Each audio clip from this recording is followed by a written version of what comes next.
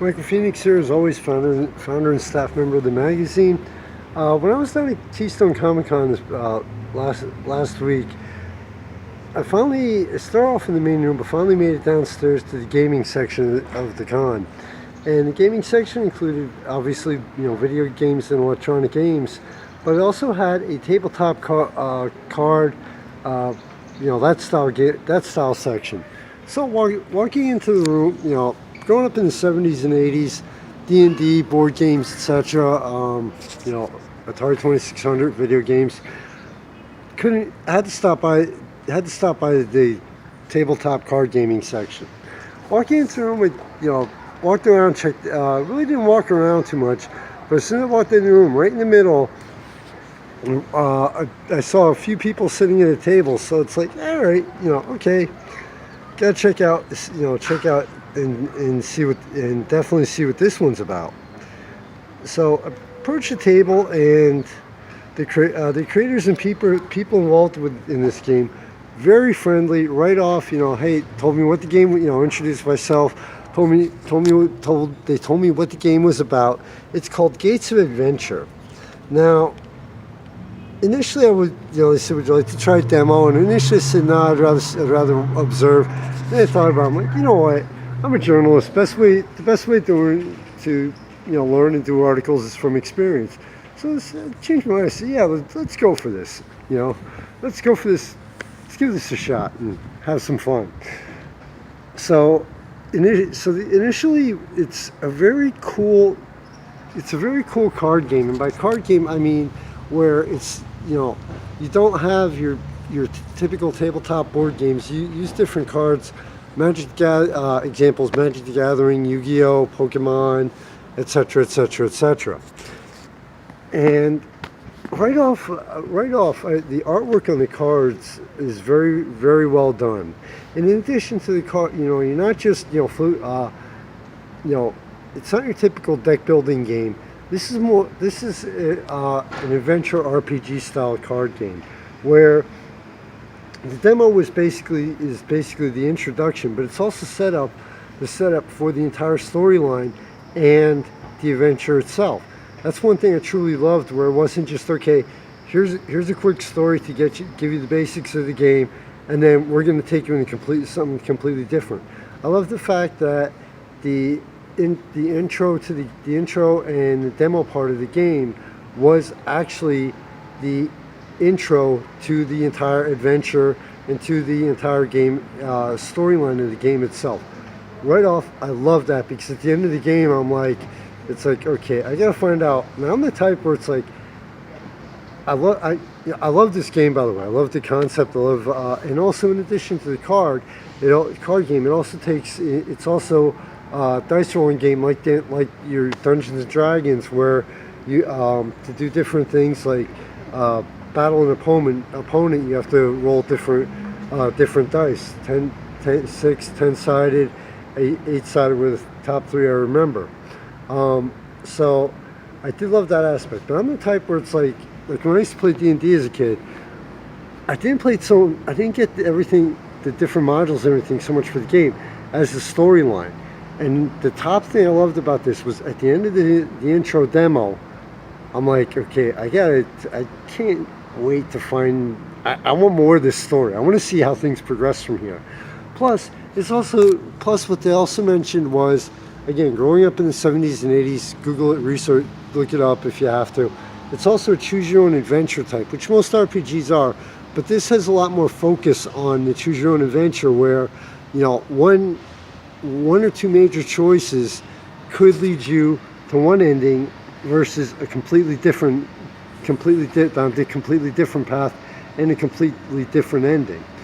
One of the things I told the creators and the people that were there involved with the game itself, that another aspect I truly loved about this was, after the game was over and as I was playing the game, I thought of several different, it brought back several different things to me. Dungeons and Dragons, like I said, Magic the Gathering, with the dice and the adventure. Magic the Gathering with the way the cards are, But the main question I have for them is, say, okay, I said, okay, okay, here's my thing. I said, once you advance so far in the game, now you have to choose one. When you start the game, you choose one of up to, I think, yeah, 5 different heroes in the game. And that's your main character. And that's your main, obviously, you play the hero, and that's your main character. But, I said, okay, after you get so far in the game, do the heroes like advance in level, or can the heroes be up, do they upgraded because of all the experience you're earning? And they said, yes, definitely, that your heroes do evolve over the course of the game. I'm not going to give out any hints right here. But again, as I'm playing the game, and please forgive me, I'm going back, it's Wednesday, I'm going back 4 days here. But, I'm still picturing playing the game in my head, literally.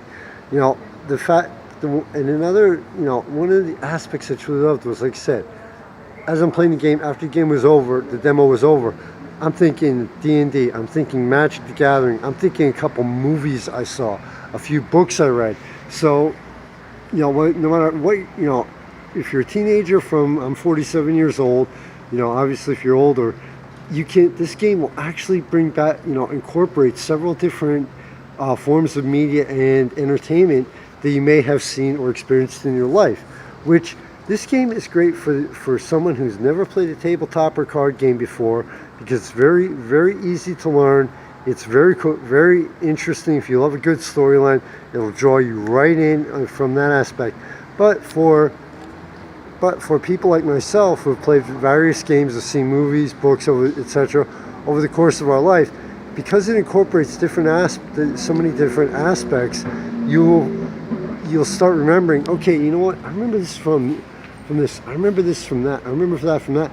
So therefore, it may be a lot easier for you to learn the basics to the advance of the game by drawing from several different experiences and different forms of media and entertainment. Definitely look this game up on Facebook. I know they're going to. These were demos. I believe they're going to be doing a Kickstarter for it. Please, the magazine will be featuring the Kickstarter. Please check this game out and give this game a serious shot if you have a chance to, because it is worth every moment of your time. It's challenging. It's very fun. Again, if you love a good storyline and good storytelling, very well written, which I happen to, like I said, I happen to love. Every aspect of this game I loved, and the fact that they're evolving it, they're refining it, and they're fine-tuning it, and they're actually listening to the feedback and taking that into the 3 things I just mentioned is also really cool. And by the way, the people I met, they were so cool. It's like, I walked up to the table right away. Hey, would you like to try this out? After I said yeah, it was like boom, they jumped in right away. Different people explained different aspects. Would you like to? It was just so cool and so fun to play. I mean, I have a huge smile on my face, thinking about when I was playing this game. It's definitely something for everyone. Michael Phoenix, founder and staff of the magazine, after taking a 5-week break due to multiple health reasons. Glad to be back in the game, but glad to be back going forward and diving back into the magazine and everything. Please go to Thanks to Sponsors page. Support those people and businesses, because without them, none of this could happen financially. Please, to everybody out there, thank you so much, especially during the downtime, for all the support and everything. Had a cellulitis infection in my ankle, and then was fairly recovered from that. Got nailed with cold and flu, and thank you so much for all the support, especially during the downtime. Take some time out for your family, friends, and I mean this seriously, and yourself. Enjoy life every once in a while. It's crazy, it's insane, it's hectic, and believe it or not, you want to go on the working vacations and do things, especially things like covering the Comic-Con and covering certain events. I'm also taking I also really enjoy it. Enjoy life while we can.